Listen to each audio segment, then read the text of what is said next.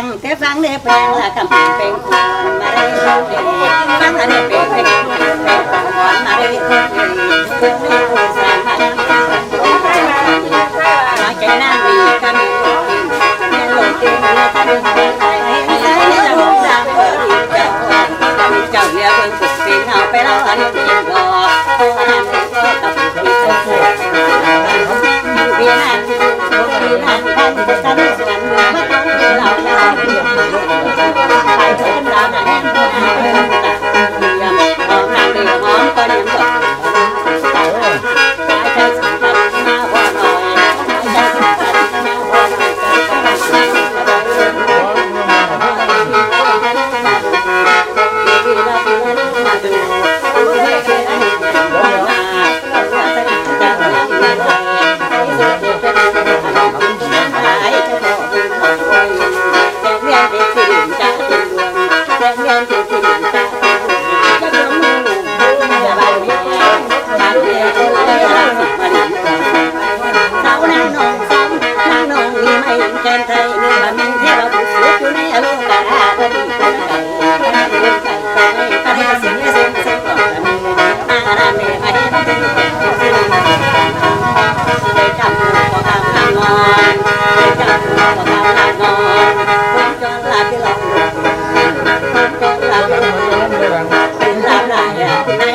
เลี้ยวมึงตาแกงเสือมาเล่าไว้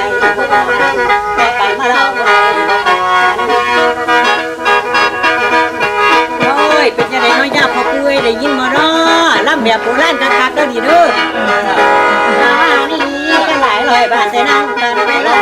หลายร้อยบาทแต่นั่งกันไปละบ่เห็นต่ำตานั่งยังขายหลายบาทพ่อสิการนั่งนองของนั่งได้บ่สาวนางรำนี่มันดังจังหมดสิบ่บ่หลอกแค่รอปิดตังซะบ่คือละไปเขาบ่ก็บ่มีมีเกียรติบ่คือยังได้ว่าบุษบาบันทำเจ้านางนอกเป็นแก่สิบ่ลำกำมาของรักจากเอาดังตาดูบ่คือมีตีใส่คือหลอกใส่กินนอบ่ใส่กินนอ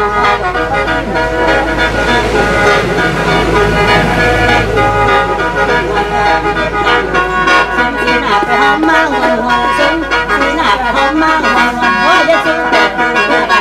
ใจใจลำอะไรสนใจ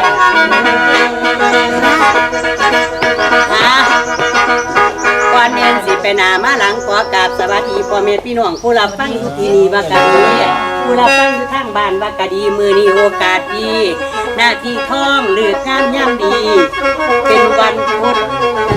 เป็นวันพุธที่16มื้อสิโศกมื้อสิมานมื้อนี้มาบูชาปู่เด้อนายวรพันธ์พันสมบัติหรือว่านายตุ้มไปบนบานศาลเก่าขอจากปู่คุณเมืองเลี้ยงลีดว่าไปพาตาให้เห็นหูให้มุดแจ้งตาใสไปทำมาหากินเลี้ยงลูกเลี้ยงหลานเลี้ยงพ่อเลี้ยงแม่เลี้ยงลูกเลี้ยงเต้าบัดนี้ก็เลยสมความมุ่งมา่ปรารถนาพ้นขีดอันตรายแล้วก็เลยเอาหมอลำนี่ละมาให้ปูฟังบนบานศาลเก่าไอ้บาเสียฟังหมอลำก่อน2ปูที่1หมอลำสงบดาวดวงใหม่หมอลำพอใส่ยังก็ละหมอลำปุ่นละหน่อยปากไฟครับหมอลำปุ่นละหน่อยปากไฟเลยคืออยากจะปากไฟพระแสดงเป็นลูกหมอลำละมุ่นปากไฟเอามาลักันนะสาหลวงลูกไทยอันนี้ปูที่1เด้อพี่น้องเด้อย่าพอปูกระไดจงนับจับเอาของสักการะบูชาจากหลานเด้อปูเด้อกะนายตุ่นหรือว่านายวรพันธ์ไก่อยู่ดีมีแห้งเก็บแกงไก่พ่อหมอยาเก็บตาไก่พ่อหมอเส้นนั่งไผ่รัดก็คือกันเด้อให้พากันรวยเงินล้านฝากไปธนาคารได้เลี้ยงพ่อเลี้ยงแม่เด้อพากันรวยเงินล้านฝากไปธนาคารจะเก่าแห่ง10แห่งให้มีใบแดงมีแต่แบงค์500กันเงินล้านอันกระเป๋าเด้อไผ่รัดเด้อเอวาเด้อส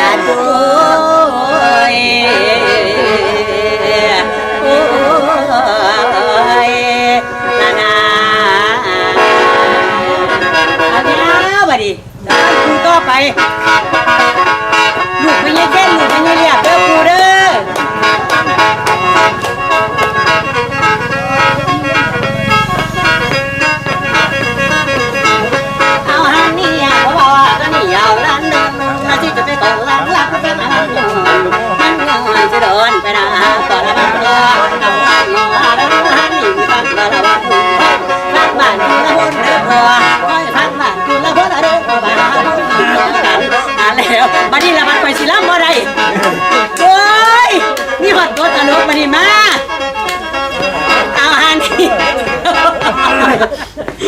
สิได้คลิปงานเด้อบาดนี้มาเป็นที่หัว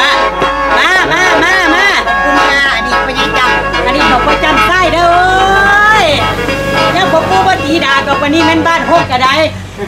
เราก็ไส้แล้วอยากว่าอยากนั้นแล้วมาให้ค่าเขาค่าน้ำค่าขนมนั่นบ่แล้วเด้อปูเด้อแล้วสู้กับมันเด้อ โชคขึ้นมาเลยมีโชค ไอ้โซ่ไก่มันวันที่16ได้เหมือน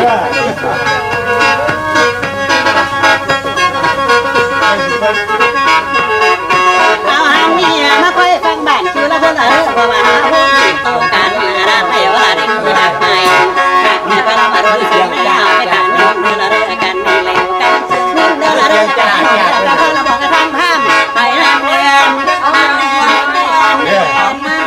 ละสุเขาวงเปิดบอลเนตวงน้ำยังก่อนนั้นเดือบอะไรพักเรียนหน้าไปตาผู้ไก่บ้านมาแล้วกันจำหน้าไม่ยอดทิ้งว่าจะยิ่งทำนั่นแล้วละว่าถึงทิ้งใจ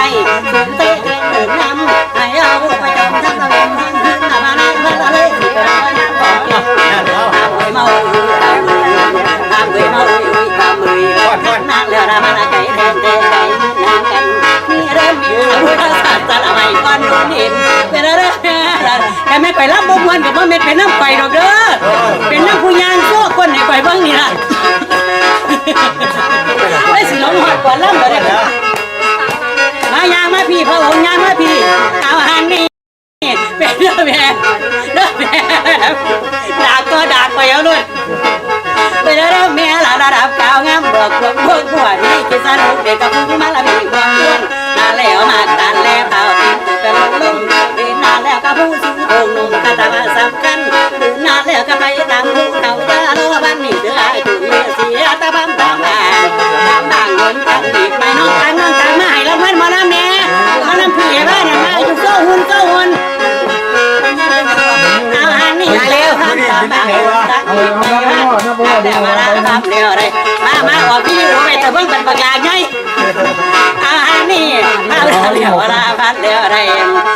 มาเล่นเขาพาไปแล้วกันไปน้ำพี่แล้วไปเอาไม่ได้เลยสีเราตั้งได้บอกเจ้าแม่ละว่ามีใจเดียวไม่ใหญ่ใหญ่น้ำเอาไว้ใจ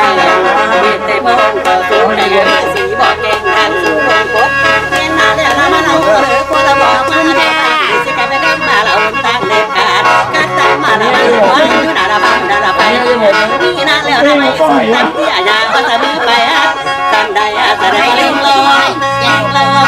ลิงลมเดินนางเดินก้อนเดินไปต่อตั้งแต่เก๋เราไปเดินดามสาคน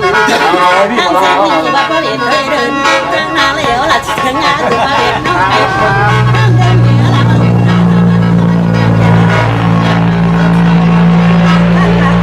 กองไม้กระเมียนด้วยนะเด้อ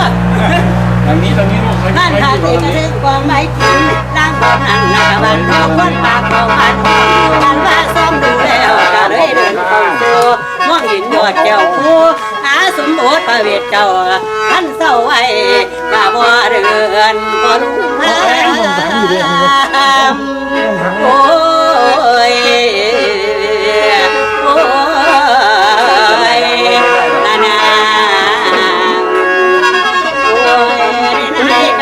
ตอนนี้เอาละปาหลังหลังสนานยังยืนไปหน้าไปหาคนมาต่อละนานนี่จะลงไปบริขณะนั้นวันไปกันตอนนี้นะนี่ละ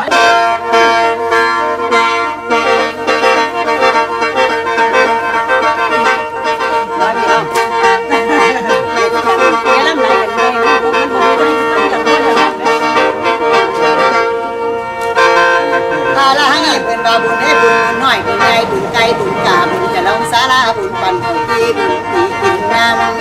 ำจังว่าบุญได้บุญขาได้ลำด้วนน้องจังสิเอาเด้อพี่เด้อบุญขาราพาเศร้าสิเอาเจ้าเป่าเป่าแล้วเดิน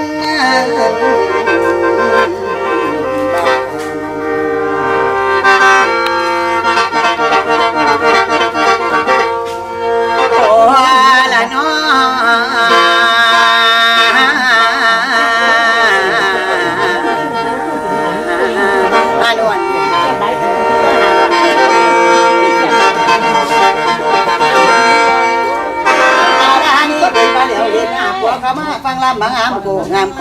ให้ได้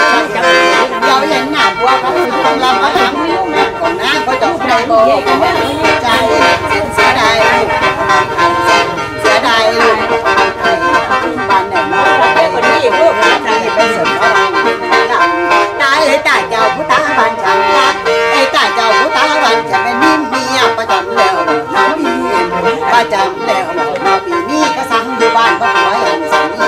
ขอทดแทนถักแทนพี่นี่ขอทดแทนถักแทนพี่นี่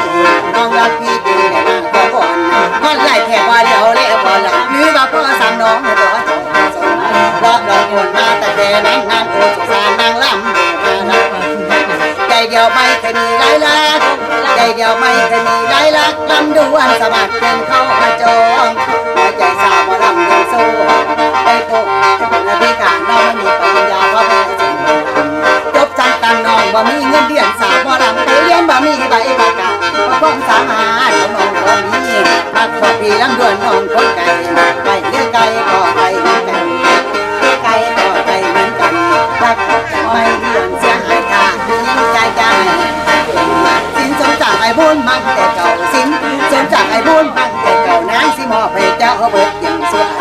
น้องพี่นั่นยานแต่ปีนี้เมียยานแต่เสียของทิ้งใจไปอยู่เมียมีเมียพี่ต้องมาเมียมีเมียพี่ต้องมาถ้าเมียไม่มาแปลว่าเมียไม่มีเมียไม่มาแปลว่าเมียไม่มีลำมีกะลีลำเสียประเดี๋ยวเมียมาจะไม่กะลำคนไหนระวังเมียประจำคนไหนระวังเมียประจำคนไหนไม่ลำละคนนั้นกลัวเมียเบานี่กะลีบเสียประเดี๋ยวเมียมาจะไม่กะเมาคนไหนระวังเมียไม่เบาคนไหนไม่เมาละคนนั้นเมียมากลัวเมียมาเบียร์หรือเหล้ากินห้าเมาแล้วหวนเบียร์หรือเหล้ากินห้าเมาแล้วหวนมาเส้นนักอาตหันเมื่อบ้านเป็นดอกไอ้เมื่อบ้านเป็นดอกยัง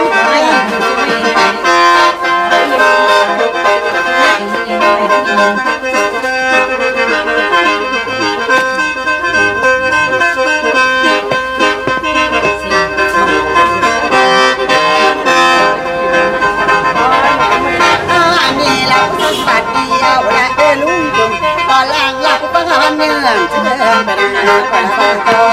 ไปนาก็ละบ้านเอาละโนหันนี่ละมาวันบ่เดินคุยนานาร่มบ้านเจ้าพิญญาณหนังเจ้าน้ำสาวมรมองไอใส่สูงกว้างไอได้ตั้งเดือส่งลุงสารไม่เธอถึงไปละต่อไปเลยด่านตะวันทองเหนือเมืองไทยแต่ตั้งสาวมรมมาเออเช่นไปให้น้องเป็นสิ่งสังเสียง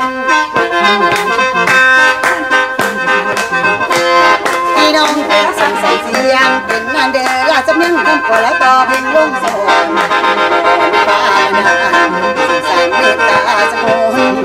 โดละก็ให้โดนขอบันดาลนั้นสั่งสุดแฟนใจเราไปละแฟนตัวแดงแหลมของตัวแดงแหลมของใจมาลำละคอยเดินเลยจะสันติจะมีใจใดสิสานฟ้าจะคอยละน้อยใจดีขอสมขอเชิญคุณมาได้ก็ละเบิดมากก็ละได้สิกินดองใบงานเดือละสิของหัวใจเส้นกะละวันนั้นไม่วันจันทร์เดือละเมนเดือนหาละเมษา14สาละความปากมันสถานของที่จงต้องถึงสาคามให้สนใจได้สารเสียงดวงเดือเพียมีป่าทางรวมกันละยังไงจับฉลาดก็ละไม่ละถึงไปนะเสี่ยวกันละไม่ละผู้นั้นเป็นล้อล้อมพร้อมนะลงแสในป่าลงแสในป่าสิเป็นละเมียฟีบ่สิเป็นละเมียฟีบ่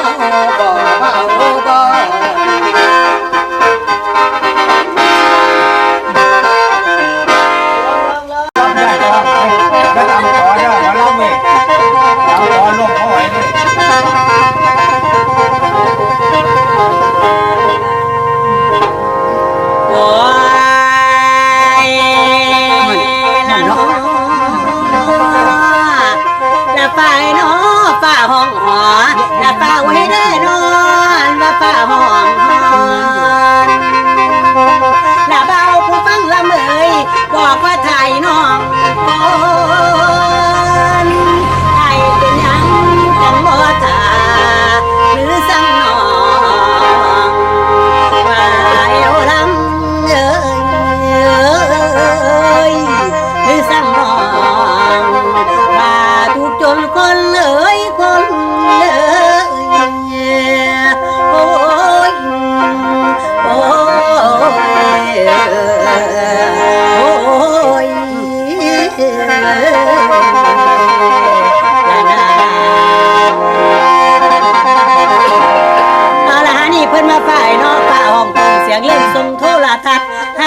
บลำบ่จัดโปรดอภัยนั่งด้วยฝ่ายนอฟ้าห้องสวยสวยไม่ไม่นั่งสิได้เอินสั่งเวินวังไก่แม่น้ำคือนางเอินสั่งผู้ฟังเจ้าผู้ดอกกุหลาบเกี่ยวกันกิงเกลาการหมอละมารับงานรวมกันละวันนี้เด็กพอดีดาวสร้างแก้วดอนหัวยอนาที่จะไปขวัญใหญ่รับพลังเมื่อนี้เริ่มแรกตั้งเด็กขึ้นสู่เวทีได้ว่าดอยพาเล่นดีแต่บ่สนใจมึงเด็กว่าคุ้มขึ้นก่อนอาลงวอนมันตีมาที่กันไปสิแดงเส้นคนเป็นสามีเมื่อนี้สุดทนีจิ้งกองทมลักได้ประจักษ์สายตากะละมองข้าวหน่อยข้าวหมอละเมยเหลือเวลานิดหน่อยไม่จำใจสิได้โอเคเนาะคือท่าที่แตกมันขวนจอดตะมอมาเบื้องอากาศต้องป่าเถียมใจไปไกลทงเป็นเวลาทั้งสองสิจากกันลงงานหวานไงหวานเจ้าผู้หวานตาจังปัดเวลาน้ำไหวได้ยินมาใส่เจ้าสิไหลจะก่อยไปก่อยถึงเบิ่งผู้ใดเดี๋ยวนี้ยังเห็นหน้าบ้านมากะบ้านตอบบาดถ้าตกกลางบ้านบ้านช้ำไปลำมองบ่คือหอมเขาอ้อยอ้อยอ้อยสนีย่านเด็กกังแต่ไรเป้ปากกังแต่ไรที่เด่นยังใส่สิ่งก็สิว่าเปียงมายามตายกระดานไว้ข้างอันวันกะสันไว้ข้างอันวันกะสันนั้นไม่มาตื่นกันบอนแรง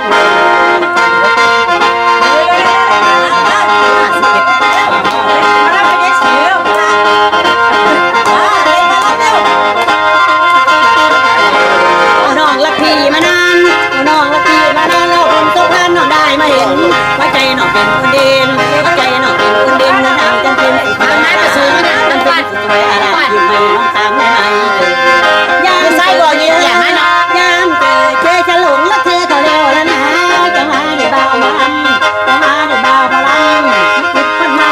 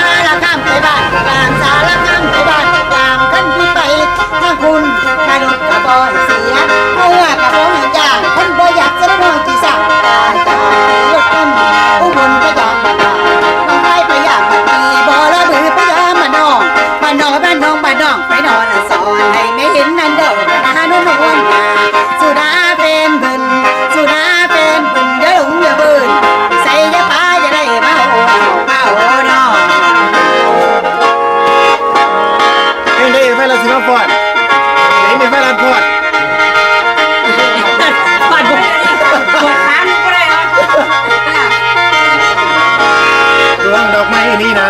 เอาดวงดอกไม้นี่นะรวมมาได้อย่างมาลมมาเจอจังหวะในสวนบ้านเอาดวงมาลามาใส่ลูกลูกประทัน